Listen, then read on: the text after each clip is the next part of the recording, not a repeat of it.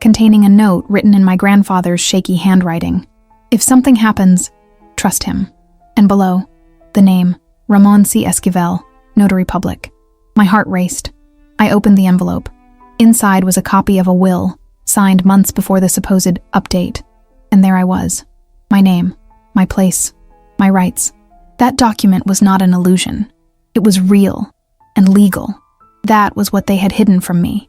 It was my voice, returned by the hand of a man who could no longer defend me, but I could defend him. And his will.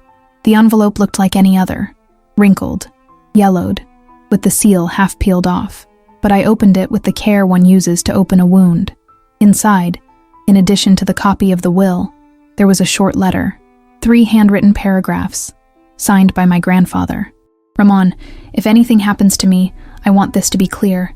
I don't want my wishes changed. If anyone tries, act. My throat closed up.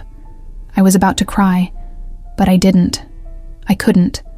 I had to move. I looked up the notary's full name. I found it. His office remained active, albeit discreet. I went without warning. When I arrived, he looked at me with the expression of someone who recognizes the past in a young face. You are Jorge's granddaughter, aren't you? I nodded. I showed him the envelope. He stood up. He walked over to a metal filing cabinet. He took out a sealed folder. He handed it to me. He asked me to keep it in case something happened. I opened it. Everything was there.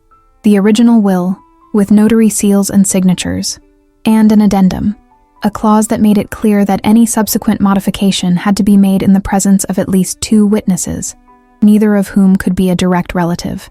The supposed update that my uncle presented did not comply with any of that. The notary looked at me respectfully. Your grandfather trusted you. He told me that more than once. That moment sustained me. I not only had the proof, I had backup. And what came next? It was the fall of my uncle's empire. I returned to that family room a week later. There was no call for applications. Nobody was expecting me. And yet, I went in. He was carrying a folder in his hands. He didn't speak. She wasn't smiling. I was just watching. My uncle, upon seeing me, let out a fake laugh. Are you going on about your theories again? I didn't answer. I took the original copy of the will out of the folder, with the date, signature, and the notary's seals. I put it on the table. The murmurs began.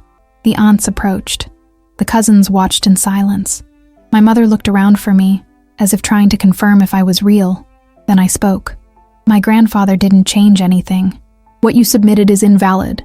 My uncle stood up, nervous. That's not official. It's not valid. Yes, she does. And at that moment, the notary entered. I had quoted him. Nobody expected it. Nobody knew him. But her presence changed everything. Ramon greeted him politely. He took out his own folder, and with the calm of someone who has nothing to hide, he explained each document, each signature, each clause. He said that my grandfather had left clear instructions, that any modification had to be made with witnesses, with him present, that there was no valid update. And there, in front of everyone, my uncle turned pale. This is a trap. No, it's the truth, the notary replied. And for the first time in years, nobody defended him. My uncle tried to speak.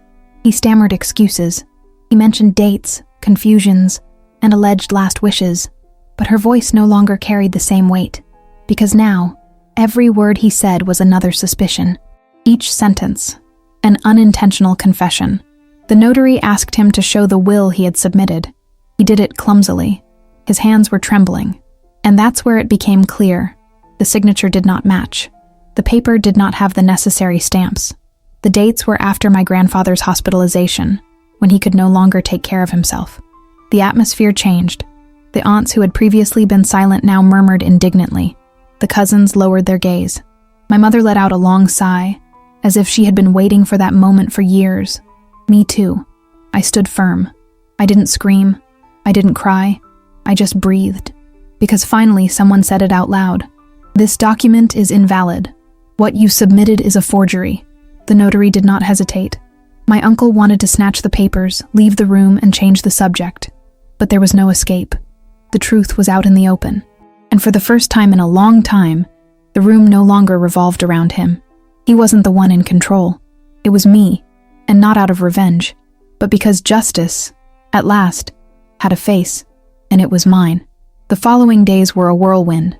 Lawyers, emails, notary confirmations. The original will was officially validated. The assets were redistributed according to my grandfather's true wishes. My name appeared again. My place restored. But most importantly, it was internal. It wasn't just the money. It wasn't the land, nor the shares, nor the inherited objects. It was about recovering something they had tried to take from me. My story. For years, they had made me feel small, silenced, non-existent.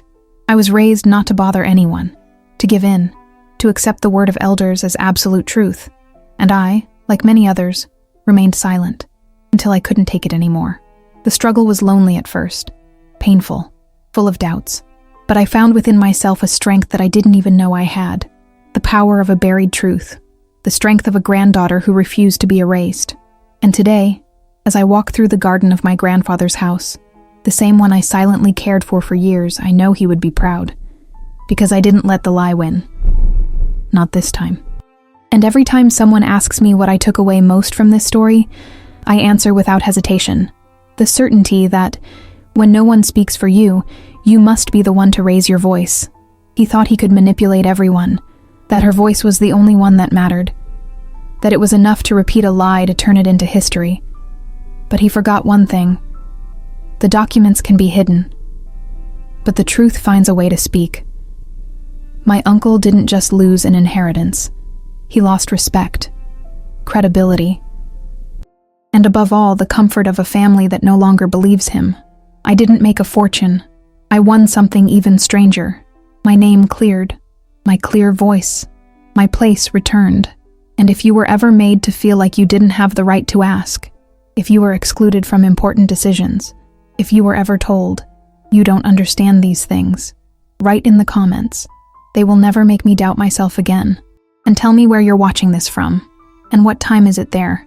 Because if this story touched you, maybe that was exactly what you needed to hear today.